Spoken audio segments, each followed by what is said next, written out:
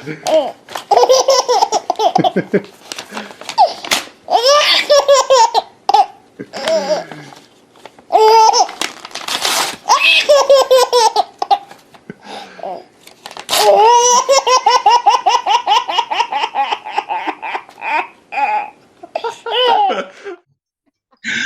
Shalom. Selamat datang ke Legacy.tv dalam perbincangan kita yang ke-17 dan ini adalah video yang kedua untuk perbincangan untuk Injil Lukas. Dan kalau kamu berminat untuk mendengar perbincangan daripada surat Ibrani, kami sudah selesai dan ianya sangat-sangat memberkati, saya sendiri sangat-sangat diberkati dengan perbincangan itu. Dan juga kalau kamu belum lagi menonton video yang sebelum ini daripada permulaan ataupun pengenalan untuk Injil Lukas, saya sarankan kamu dengar juga kerana banyak practical suggestion yang kita terangkan dekat sana yang saya rasakan ianya sangat sesuai kalau kita ingin mendalami lagi tentang Injil Lukas, tetapi juga Alkitab secara keseluruhannya. Dan untuk video kali ini dan untuk perbincangan kali ini, kita akan melihat daripada Lukas bab yang pertama, daripada ayat ke-5 hingga ayat yang ke-25. Dan ini lebih kepada bagaimana Tuhan mengutus malaikat Gabriel untuk berjumpa dengan Zakaria dan untuk menyatakan tentang kelahiran anaknya yang akan datang, iaitu Yohanes Pembaptis. Dan ini sangat penting kerana sebelum kedatangan Mesias harus ada pengutus dahulu. Dan ini memang sudah dinyatakan daripada Alkitab daripada awal lagi. Dan lebih-lebih lagi kalau kita membaca daripada kitab Malaki, menyatakan bahawa ada seorang yang akan mendahului aku, kata Tuhan. Dan kita tahu dan menurut terjemahan ataupun tafsiran orang Yahudi pada ketika itu, iaitu merujuk kepada Mesias. Dan kita kenal dan kita percaya bahawa Mesias itu ialah Yesus Kristus. Jadi sebelum kedatangan Yesus Kristus harus datang pengutus Mesias dahulu. Dan ini sesuai untuk seorang raja. Pada masa dahulu sebelum raja itu diperkenalkan, akan ada satu orang yang akan mendahului untuk menyatakan ataupun untuk menyediakan orang ramai tentang kedatangan seorang raja. Dan kita tahu iaitu Yesus ialah raja, Yesus ialah Mesias yang telah dinubuatkan dalam perjanjian lama. Begitu juga Yohanes Pembaptis juga telah dinubuatkan dalam perjanjian lama, dan ini yang dinyatakan oleh malaikat kepada Zakaria. Dan sesuatu yang menarik juga, kisah ini bukan hanya tentang kelahiran Yohanes Pembaptis, tapi ianya juga merangkumi keluarga, iaitu Zakaria dan juga Elizabeth. Kedua-dua mereka daripada golongan imam, dan dikatakan bahawa Elizabeth mandul dan juga kedua-dua mereka lanjut usia. Maksudnya tidak ada harapan untuk mereka melahirkan anak. Tetapi Tuhan, He is specialist untuk sesuatu yang from impossible to something yang possible. Dan Tuhan menyatakan bahawa tidak ada yang nothing is impossible for God. Dan begini juga yang Tuhan lakukan kepada Zakaria dan juga Elizabeth, di mana Elizabeth akan melahirkan seorang anak. Dan ternyata apabila kita membaca petikan yang agak panjang ini, iaitu Elizabeth tahu bahawa dia juga sedang mengandung, mandul, dan dia menyatakan, dia katakan begini, inilah perbuatan Tuhan bagiku, pada hari-hari ini dia telah berkenan menghapuskan aibku di hadapan orang. Jadi ini kisah tentang kedatangan Mesias.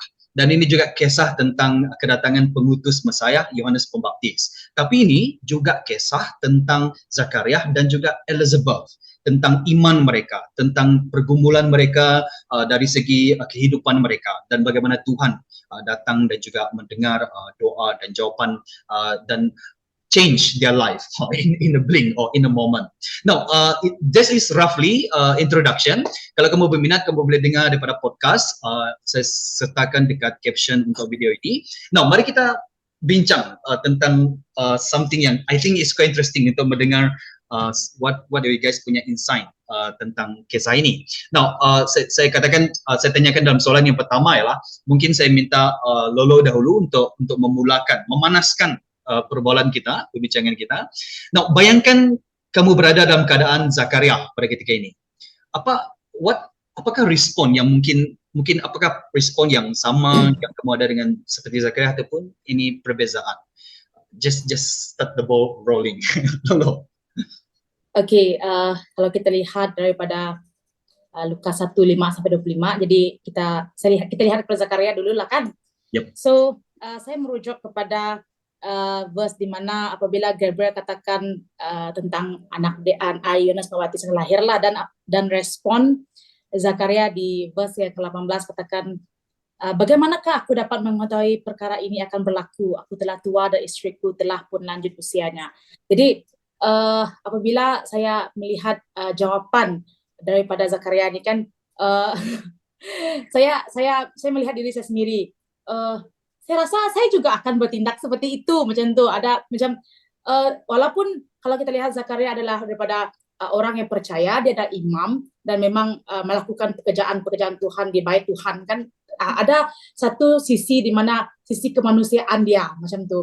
Kan dia macam saya sudah tua macam tu kan. Jadi tapi macam mana? Adalah istri saya mandul. Macam tu kan, istri saya sudah tua dan mandul, mereka berdoakan. Jadi macam mana hal yang Tuhan katakan ini boleh terjadi macam tu. Jadi kalau saya daripada saya sendiri, saya melihat saya pun akan macam mana kita kata question, kita akan question Tuhan. Macam mana hal itu akan terjadi? Macam mana? Bukan mengatakan bahwa kita tidak percaya Tuhan, tetapi macam secara logik macam tu bah, secara logik kan dia macam tidak boleh terjadi. Tetapi ya kalau saya mungkin akan berada di kiraan itulah, di mana ada persamaan dengan Zakaria, di mana sebab kalau kita lihat perjalanan hidup kan kadang-kadang kita question Tuhan, betulkah benda macam ni kata dia, betulkah macam tu. Jadi ini juga menunjukkan kemanusiaan kita lah, kita yang terbatas, kita tidak sempurna, walaupun sesungguhnya kita adalah orang yang mengerjakan pekerjaan Tuhan dan kita juga ada hubungan yang dekat intim dengan Tuhan macam tu, tapi masih ada kemanusiaan tu yang yang ragu mungkin macam itulah keterbatasan kita lah macam tu. Jadi ya itu respon saya. Dan ini juga menunjukkan yang Alkitab is a very honest book kan. Dan dia menyatakan karakter yang karakter dalam Alkitab yang sesuai. I mean, it's a really tune dengan apa yang terjadi dalam kehidupan kita. I think apabila kamu bercakap macam tu kan, it remind me, I don't know kalau kamu teringat dengan ni lah, apabila Musa kan disuruh Tuhan untuk membawa umat Israel keluar, dan dia cakap, bukan jangan pilih saya, pilih abang saya, pilih orang lain, saya tak pandai bercakap, dia kata. Dan begitu juga dengan Gideon, saya teringat pasal Gideon. Gideon cakap dia pun tidak layak, pilih orang lain. So wow, I mean this karakter teringat baliklah kita punya perbincangan dalam Ibrani bab yang ke-11 tu kan, nama-nama mereka yang beriman tu. Tapi kalau kamu tengok macam mana mereka respon pada panggilan awal Tuhan, begitulah respon mereka. Ini pernah lagi macam tu kan. I mean this is what remind kita kan dalam kita.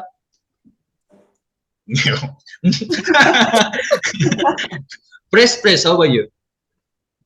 Ya, saya sama seperti Lolo juga, di mana respon saya tidak jauh daripada respon Zakaria. Karena meskipun Zakaria kiranya pada situasi dia lah merupakan seorang yang taat dalam melakukan ibadah kepada Tuhan. Tetapi pada masa yang sama apabila malaikat Gabriel menyampaikan berita yang sangat baik sedemikian, dalam hati saya ada kekeliruan. Macam mana benda ni boleh terjadi macam tu kan? Tetapi pada masa yang sama saya ada juga mengakui bahwa itu memang pekerjaan Tuhan. Namun ada satu macam yang Lolo cakap tadi, sisi kemanusiaan saya di mana betulkah perkara ini terjadi macam tu? Macam ada persoalan, ada pergumulan di dalam hati saya. Bagaimana mungkin perkara ini berlaku sedangkan saya sudah tua dan sudah lanjut usia dan tiba-tiba akan ada seorang anak lelaki macam tu. Yes, it's interesting juga kan dekat sana. Dex, what about you? Saya rasa respon dia hampir sama juga, disebabkan ya, tetapi melihat kepada Zakaria adalah seorang yang percaya dan mengimani Tuhan, dan saya percaya dia telah membaca, sebab dia adalah imam kan, dia telah membaca perjanjian lama sebelum ini, dan dia sendiri tahu yang Tuhan itu boleh melakukan sesuatu yang impossible. Tetapi saya rasa saya masih ingat Brother Richard cakap masa kita Bible study, dia kata bila benda itu kita baca di dalam Alkitab kan, kita boleh menyatakan ya wow, hebat betul Tuhan melakukan sesuatu yang sangat impossible dan dia memungkinkan. Tetapi bila perkara itu berlaku dekat kita sendiri, saya melihat keterbatasan saya sebagai manusia, saya akan jadi macam mempersoalkan, kenapa benda ini boleh berlaku sedangkan usia saya sudah tidak sesuai lagi untuk ada anak usia istri dia lah. Dan ya, saya rasa saya akan jadi seperti Zakaria yang questioning. Walaupun pada masa yang sama kita tahu yang Tuhan boleh melakukan perkara yang mustahil, tetapi tetap juga kemanusiaan kita itu membuatkan kita mempersoalkan apa yang telah disampaikan. Sampaikan dia cakap anak lelaki boleh tahu exact dia punya jantina, boleh bagi tahu apa nama yang akan diberi. Dan ya, saya melihat itu macam, kalau saya sendiri saya akan ada lagi banyak persoalan lain, bukan tanya macam mana, saya akan tanya lagi kenapa, banyak lagi lah persoalan-persoalan yang ada yang akan saya persoalkan. Yap. Dan satu lagi persamaan yang saya nampak lah, saya setuju dengan kamu orang juga. Satu lagi persamaan yang saya rasa saya mungkin, yaitu apabila malaikat itu berkata kepada Zakaria yang permintaan kamu ataupun doa kamu telah akan dikabulkan. Jadi bermaksud mereka pernah berdoa lah sebelum ni kan. This couple, it's quite interesting couple. Dah lah dikatakan dalam Alkitab, dikatakan mereka kedua-dua benar di hadapan Allah dan mengikut segala perintah dan ketetapan Tuhan dengan sepenuhnya, dikatakan dalam ayat yang ke-6. Dan di sini juga kita melihat dia prayer life together, dan mungkin mereka pernah berdoa sebelum ini untuk mendapatkan anak. It must terlintas dalam fikiran mereka. Dan saya rasakan selepas sekian lama kan, mungkin dia sudah melupakannya ataupun dia ingin berfokus kepada pelayanan dia pada ketika ini untuk membakar kemenyan. It's a very high honor untuk melayani Tuhan di Bait Suci. Dan dia berfokus kepada pekerjaan dia. Dan saya tulis di sini ya, saya tulis, saya rasakan ianya sesuai dengan sikap lah. Saya tulis di sini ialah duty before self need. Maksudnya, tugas mesti mau selesai dulu sebelum keperluan sendiri. Dan saya rasakan itu juga dalam pemikiran Zakaria. Saya rasakan dia tidak berfikir pun langsung tentang dapat anak ke tidak. Dia hanya ingin menyelesaikan pekerjaan ataupun panggilan yang Tuhan suruh dia lakukan. Sometimes untuk kita melupakan benda-benda yang menyedihkan kan, kita fokus untuk melakukan pekerjaan. Anyone you guys rasa macam tu? Ya, kalau saya lihat macam yang poin yang Richard bagi tahu tadi kan, tentang tugas, ya mungkin mereka berdoa sama ini ataupun mungkin sudah lupa macam itu kan, tidak tahu. Tetapi saya lihat selalu nyalakan kalau kita ini mau bertugas kan, kita ada expectation bah, saya mau mesti macam ini, bayangkan kita macam mesti ada sesuatu terjadi. Dah lah kamu melayani di bait Tuhan kan, dekat sangat dengan Holy of the Holiness kan, macam itu kan, dekat sangat, mungkin saya akan berjumpa dengan Tuhan, ada expectation seperti itu kan, macam itu. Jadi ada sesuatu yang di pikiran kita yang melebih-lebih macam itulah, ada expectation. Tetapi saya lihat kejujuran Zakaria, di mana dia memang dia just mau melakukan tugas dia saja, betul. Lagipun kan bukan selalu mungkin dia akan mendapat tugasan itu kan, macam itu kan. Jadi oke, saya buat. Dan dia apa yang difikirkan, oke, ini untuk Tuhan, untuk pekerjaan Tuhan. Itu mindset yang yang saya macam wow. Kadang-kadang kan kalau saya dalam pelayanan saya sendirilah, kadang-kadang kita ada expectation macam Tuhan mesti bukan buat macam ini nanti, macam tu. Kalau dari saya lah macam tu kan. Tapi apabila melihat pada Zakaria, dia sangat jujur lah macam tu. Dia hanya mau melakukan tugas dia, walaupun sesungguhnya mungkin dia banyak yang dia mau minta dari Tuhan, tapi ya dia just melakukan dia punya tugasan ataupun pelayanan dia. So these are the things yang mungkin persamaan kita dengan Zakaria. I think memang tak boleh lari daripada itu. But what kalau ada lah, kalau tidak ada apa, what are something that maybe bagi kamu yang mungkin you will do differently ataupun reaksi kamu differently daripada Zakaria? How about your press? Pernah terfikir ke? Apa yang berbeza daripada Zakaria kan, mungkin juga respon yang saya akan kongsikan yang berbeza daripada Zakaria mungkin terlintas, cuma tidak ditulis mungkin lah. Respon saya mungkin berbeza di dalam ketidakpercayaan tu. Pada masa yang sama, saya juga akan memohon pimpinan daripada Tuhan supaya Tuhan turut bekerja di dalam hati saya. Macam mana saya boleh percayakan berita baik yang saya baru terima tu? Sebab kita tahu Zakaria dia memang sangat taat akan Tuhan kan, tetapi dari segi sudut kemanusiaan, kita semua manusia, ada satu sudut di mana hanya Tuhan saja yang boleh tolong kita kan. terutama sekali dalam kita punya keimanan kita terhadap berita baik yang disampaikan. Jadi respon saya kan, satu lagi respon saya ialah di sebalik ketidakpercayaan itu saya memohon supaya Tuhan yang bekerja dalam hati saya dan memimpin saya. Macam mana saya boleh mempercayakan pimpinan Tuhan untuk menjadikan satu berita baik itu menjadi satu kenyataan. So dia tidak on the spot macam Zakaria pada masa inilah. Terus dia Ya, mana ini boleh terjadi? ya, macam tu. Yes. Bagaimana dengan yang lain? Yang lain tuh kamu doa aja lah. Kalau saya lah, respon yang sebaliknya adalah ya perkara pertama sebab dia menginginkan anak itu adalah mungkin salah satu doa dia daripada dahulu lagi. Dan mungkin di dalam proses itu dia telah lupa yang dia pernah berdoa meminta seorang anak daripada Tuhan. So setelah penantian yang sangat lama kan, dan bila kamu berjumpa dengan malaikat, saya yakin yang sebab Zakaria ini adalah orang yang betul-betul dekat melayani Tuhan. Jadi saya yakin dia tahu yang dia jumpa itu adalah the real angel lah. So bila orang encounter angel, ada sesuatu yang membuatkan mereka yang pasti yang mereka jumpa itu adalah malaikat. So kalau saya sendiri, the first words yang saya keluar adalah untuk mengucap syukur sebab saya dapat rasakan perasaan yang sangat sebab. Dia macam, wah, something yang saya doakan sekian lama dan Tuhan jawab.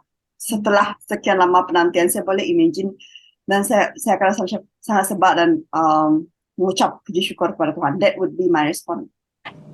Mungkinkah sebab itu malaikat tidak muncul kepada Elizabeth dahulu kan? Lalu jadi Mo nanti. Ya. Another thing that come to my mind ialah maybe dan saya rasakan disebabkan mengenal personality sendiri kan, apabila malaikat berkata begini mungkin saya akan cakap ya. Tapi dalam hati saya akan berkata bahwa betul ke tidak nih.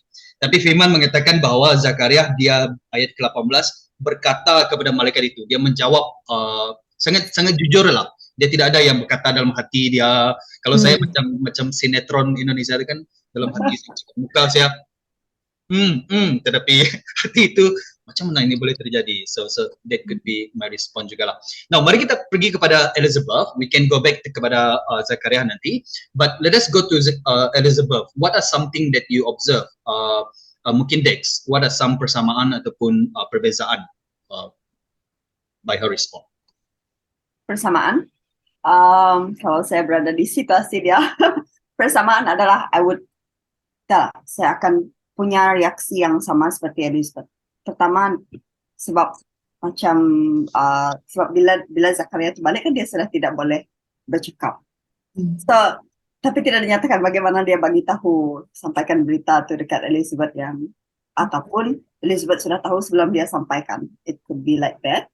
Ataupun cara dia sampaikan adalah dengan menulis. Mungkin. Tetapi disebabkan kesaksian yang, dia telah kembali daripada melayani di tempat Tuhan, tempat kudus Tuhan, dan balik dia jadi bisu. Jadi bila dia jadi bisu, itu bagi saya itu adalah satu, tiada benda lain yang membuatkan dia bisu, melainkan pekerjaan Tuhan waktu dia tengah, bagi saya lah, ini kalau respon saya, dan I would percaya apa yang dia cakap.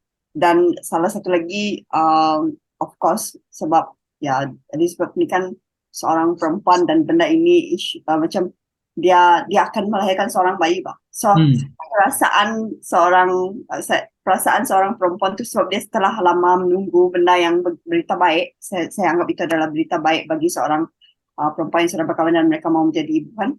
Jadi ya, dan bila dia berkatakan Tuhan telah menutup aib dia, saya dapat rasakan perasaan yang dia pada masa yang sama dia mengucap syukur kepada Tuhan, sukacita, ada juga rasa genuine sebal di dalam hati. Yep. Yes, thank you very much, Dek. Press, what about you? Ya, pertama sekali saya pun punya respon sama dengan Elizabeth kerana kita tahu mereka sudah lama berdoa supaya mereka ada anak. Dan kedua, anak yang akan dilahirkan ini merupakan anak yang akan diurapi Tuhan. Bagi menyediakan jalan bagi Raja Juru Selamat kita yang akan datang pada waktu itu. Hmm. Dan rasanya perkataan bersyukur itu tidak dapat diungkapkan dengan kata-kata, ya macam overflow macam tu. Kerana dan pada masa sama akan acknowledge, mengakui bahawa sesuatu yang keajaiban itu, that kind of miracle, merupakan merupakan pekerjaan Tuhan yang satu dan tiada yang lain.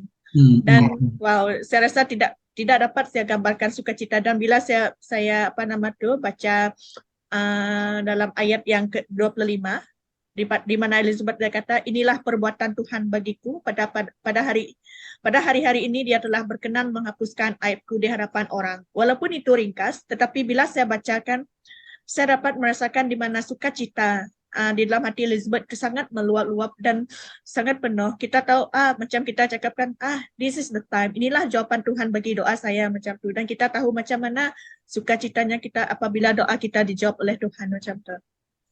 Kan. Ya.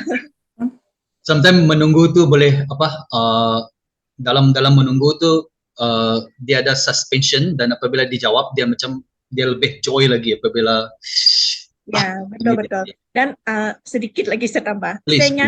Saya ingat perkara yang sama pernah berlaku kepada saya 3 tahun yang lepas. Di mana saya ingat, saya kongsi sedikit lah.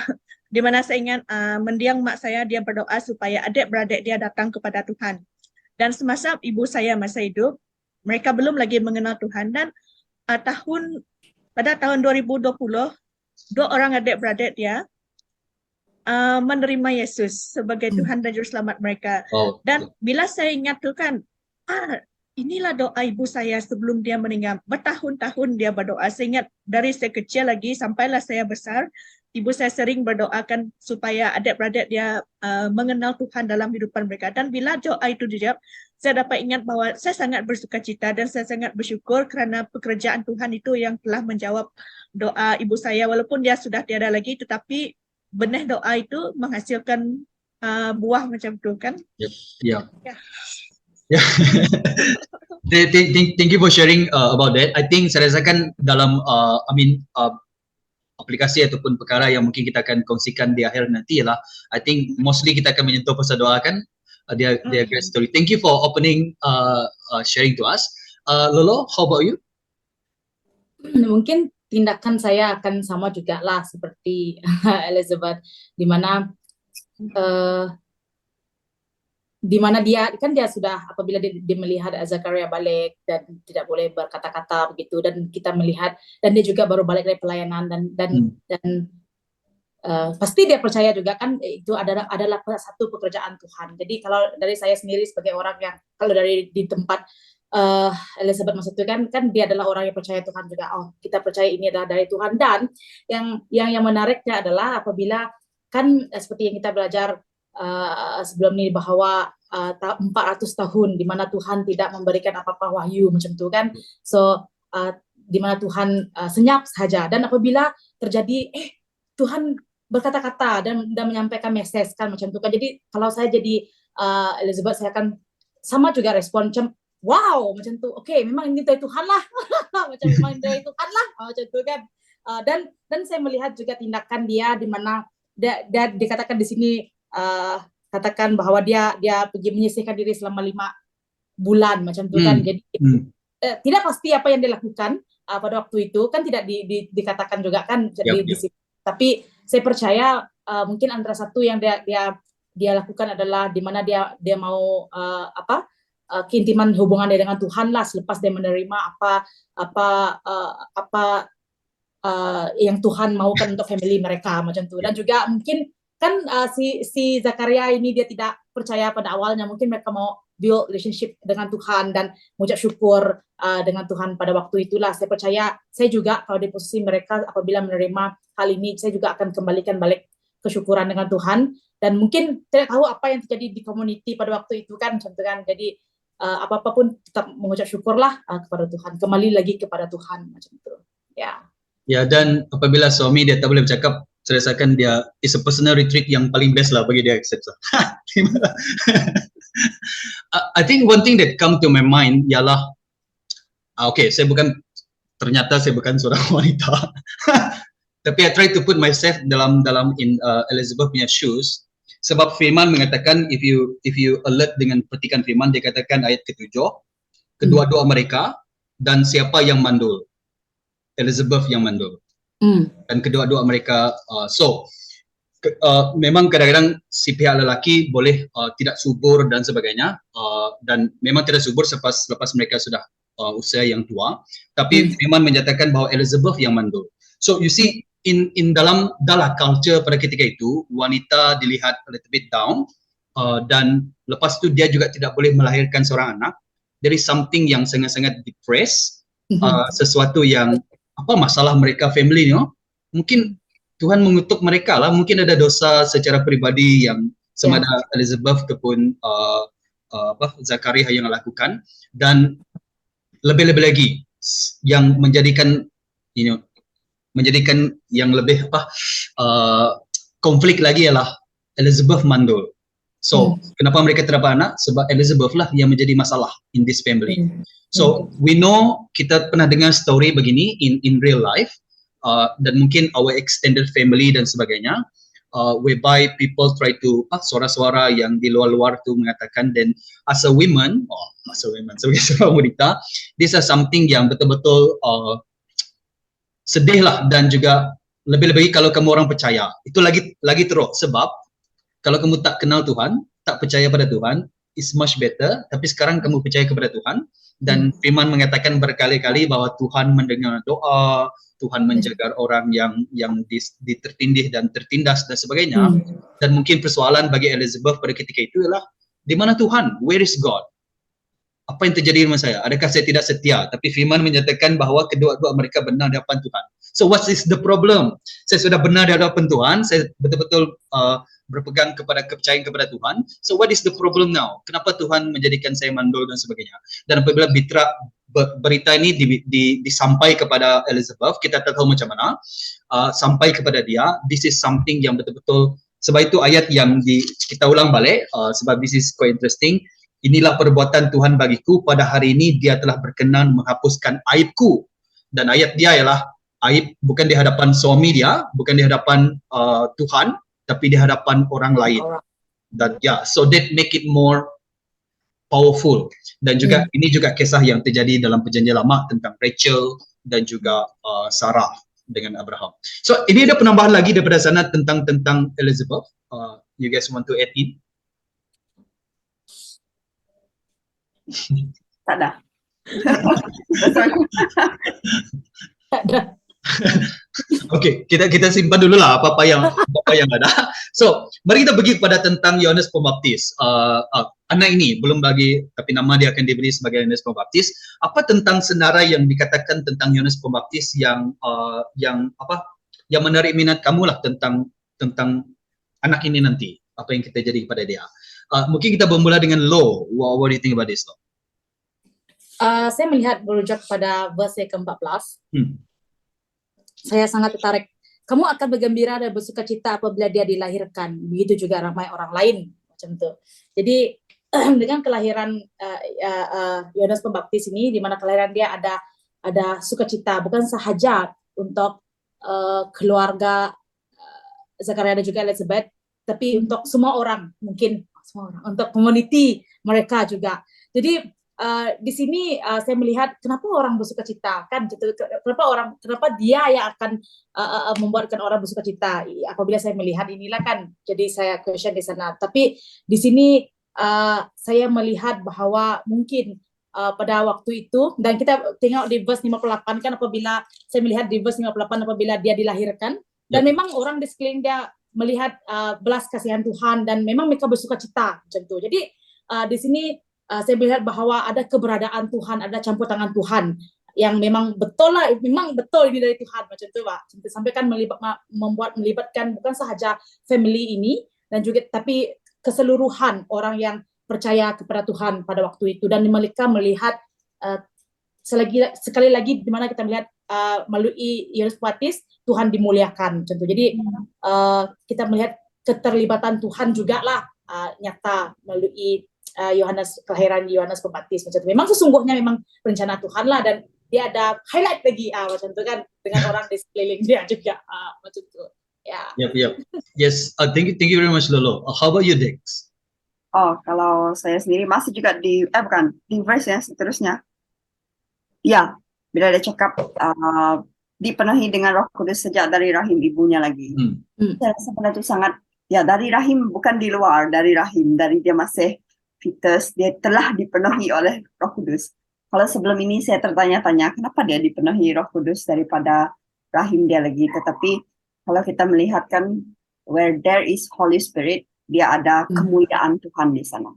Dan dia berlaku untuk memuliakan nama Tuhan. Kalau kita tengok nanti kita akan pergi kepada yang seterusnya, bila Zakaria boleh bercakap kan, dia dipenuhi Roh Kudus, perkara pertama yang dia buat adalah kalau segala puji bagi Tuhan. Memuliakan Tuhan. Memuji Tuhan lah. Jadi kita tengok yang when someone full by Holy Spirit, maksudnya dia melakukan kemuliaan Tuhan. Ada kemuliaan Tuhan di sana.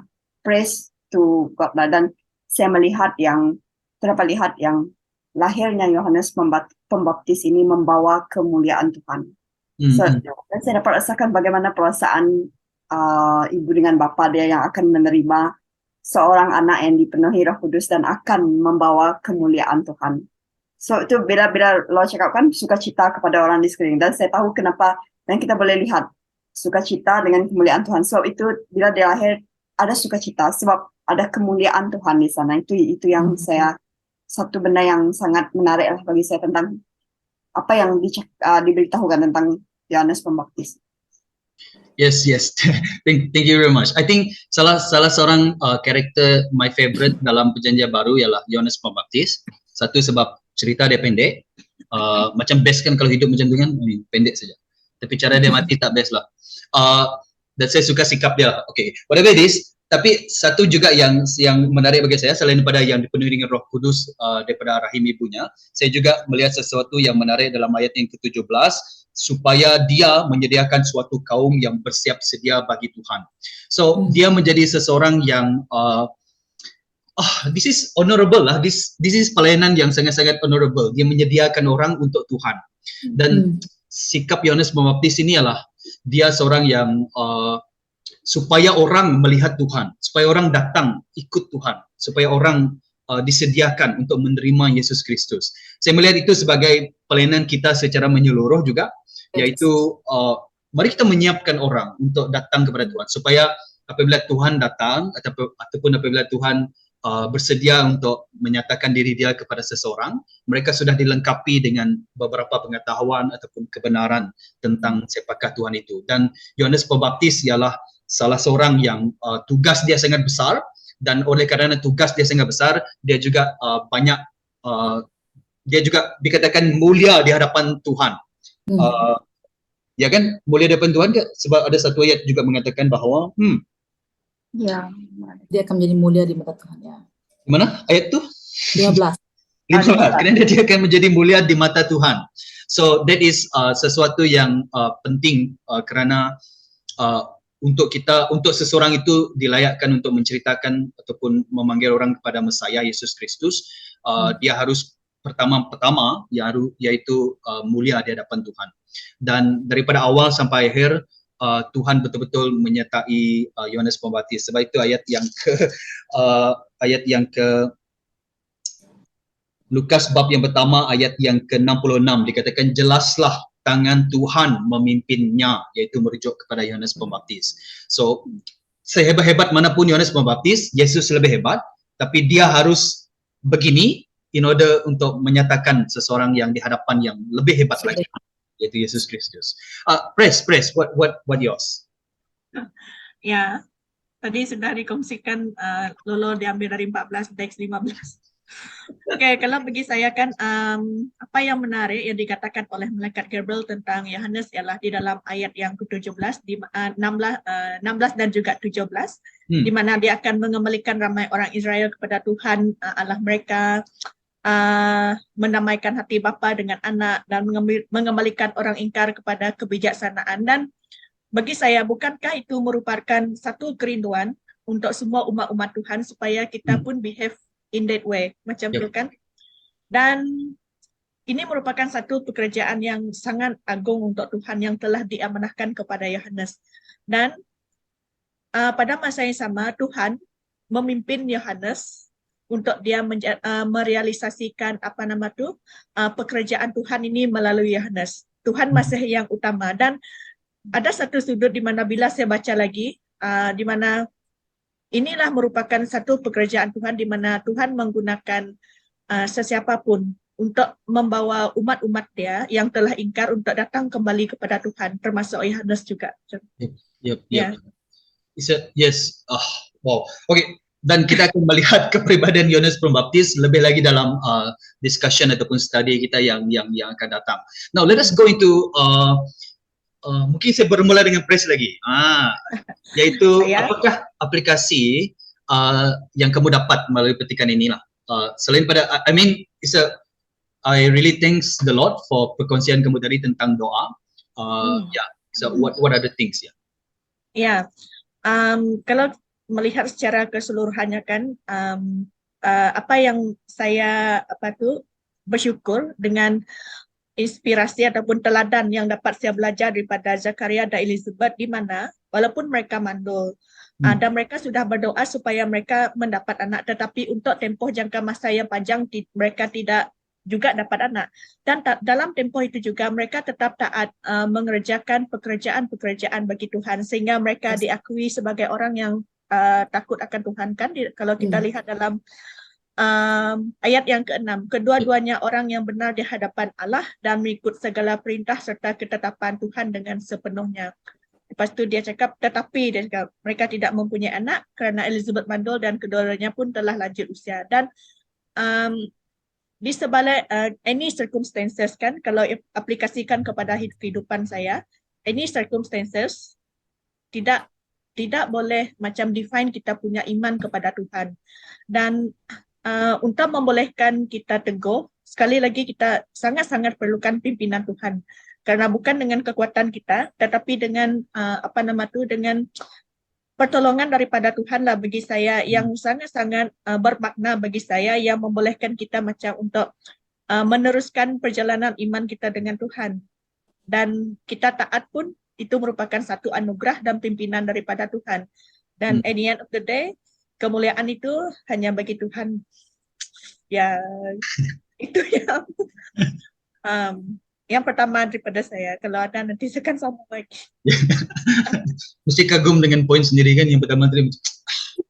Ya, sebab kalau kita belajar daripada kehidupan kita, kan banyak benda yang terjadi dalam kehidupan kita, sama ada yang dilihat ataupun tidak dilihat. Dan di sebalik semuanya itu kan, sebagai orang yang telah percaya kepada Tuhan, kita macam perlu ada satu tekad di mana apa yang berlaku tidak boleh menjadikan saya untuk lari daripada apa yang Tuhan telah tanamkan di dalam hati saya, yaitu supaya saya beriman kepada Tuhan macam tu. Yes, thank you very much. Now for me, one thing that yalah banyak juga yang yang sudah dikongsikan dan sebagainya, but another thing that I look, yang pengajaran yang salah satu pengajaran dia ialah the faithfulness of God. Bagaimana Tuhan itu dia sudah berjanji dalam perjanjian lama, dan Tuhan berkata bahawa dia akan mengutus Mesiah dia, penyelamat bagi kita, dan sebelum kedatangan penyelamat akan ada seorang yang akan diutusnya dahulu yang akan menyediakan jalan bagi Mesiah, yaitu Yesus Kristus. Dan apabila kita perhatikan daripada contohnya salah satu petikan Yesaya ada dekat kitab Malaki lebih-lebih lagi, dan apabila selepas kita Malaki Tuhan tidak berbicara kepada umat Israel, dan seolah-olah bisu lah, bukan Tuhan bisu, seolah-olah bisu kerana ketidakpercayaan umat Israel pada ketika itu. Nah, begitu juga simbolik kepada kehidupan Zakaria, dan apabila dia mendengar firman daripada Tuhan, dia tak percaya, tidak percaya. Itu kata malaikat kan tentang Zakaria. Oleh kerana kamu tidak percaya, kamu akan menjadi bisu. Dan itu juga dia diam. Sampailah kelahiran Yohanes Pembaptis, barulah mulut dia boleh berbicara dan dia memuji Tuhan. Nah, begitu juga dengan janji Tuhan, dan oleh kerana ketidakpercayaan umat Israel, dan Tuhan mendiamkan diri, bukan Tuhan tidak boleh berbicara, bukan kerana manusia boleh mendiamkan Tuhan, tapi oleh kerana ketidaktaatan itu, mereka tidak boleh mendengar Tuhan lagi. Jadi buat apa Tuhan mau berbicara lagi? Tetapi apabila masanya sampai, Tuhan menggenapkan nubuatnya, ataupun firman-firmannya tentang kelahiran Yohanes Pembaptis dan tentang kelahiran Yesus Kristus dan apabila Yesus datang.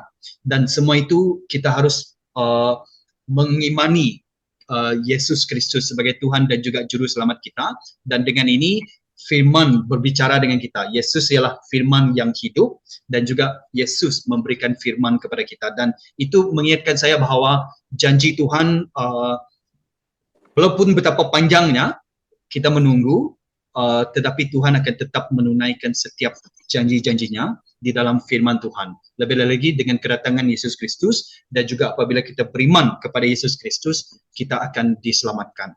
So, it's a janji yang tidak boleh diputuskan lagi lah. Itu yang kita juga belajar dekat surat Ibrani kan.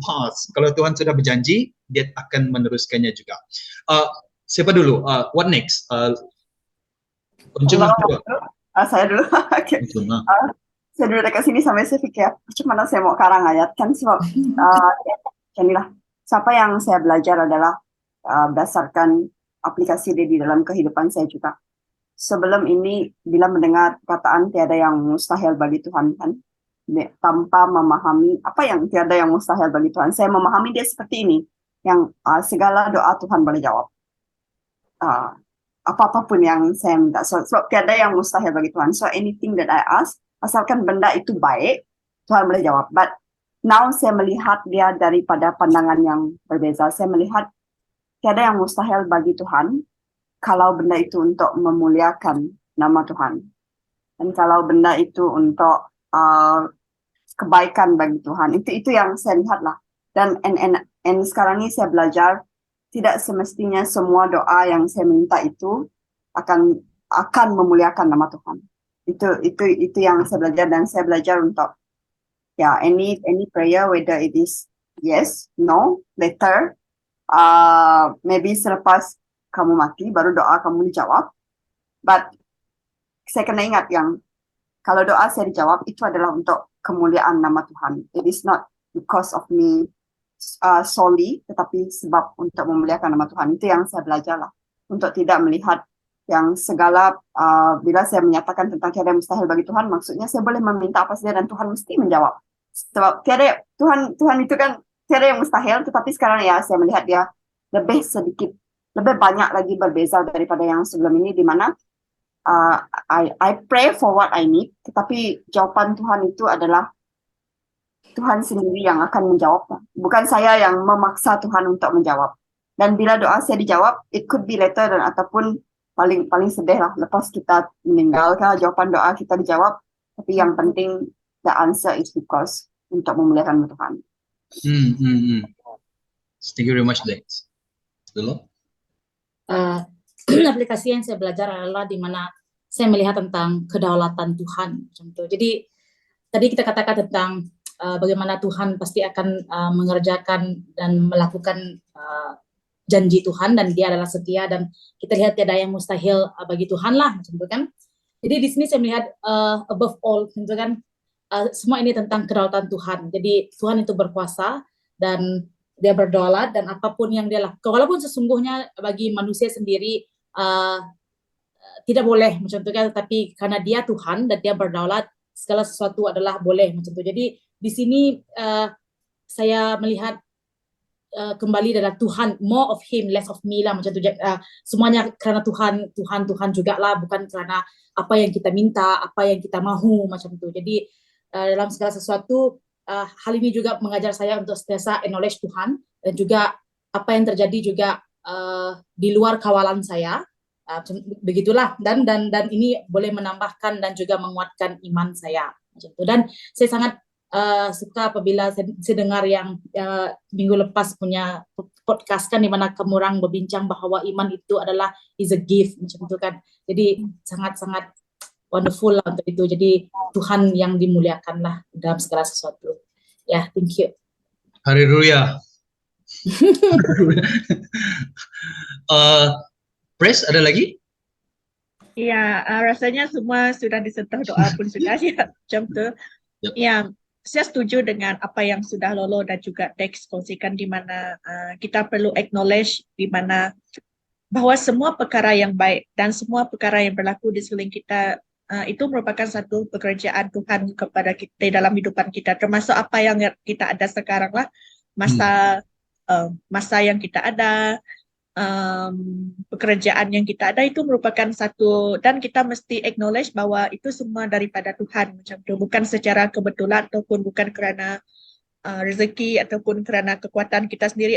Kerana saya pandai, saya dapat ni macam tu. Kita macam sebagai orang yang percaya, we need to humble ourselves di hadapan Tuhan, kerana kita perlu tahu bahwa Tuhan itu berdaulat dan di atas segala-galanya. Dan bila kita mengetahui bahwa Tuhan itu berdaulat, dia peduli, kita tahu bahwa kita ada satu Tuhan yang tidak pernah meninggalkan kita.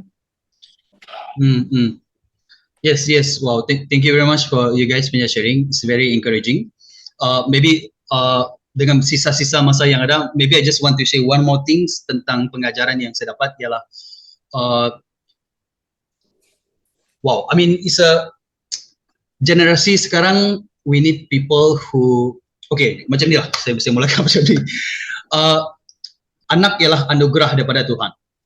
Dan generasi muda seperti Yohanes Pembaptis ini, Tuhan tidak memerlukan orang yang kaya ataupun orang yang ternama dan sebagainya. Apa yang Tuhan perhatikan ialah hati seseorang. Can we take responsibilities untuk, I mean, saya ni cakap macam orang ada anak lah, tapi saya just cakap, can we take the responsibility to raise young people, sama ada kamu ada anak ataupun anak dipertanggungjawabkan kepada kita, to raise young people untuk mendatangkan kemuliaan kepada Tuhan. Dan apabila saya melihat, apabila Tuhan memilih Zakaria dan juga Elizabeth, saya tidak melihat itu sebagai kebetulan, kan? It's something yang memang Tuhan sudah tetapkan.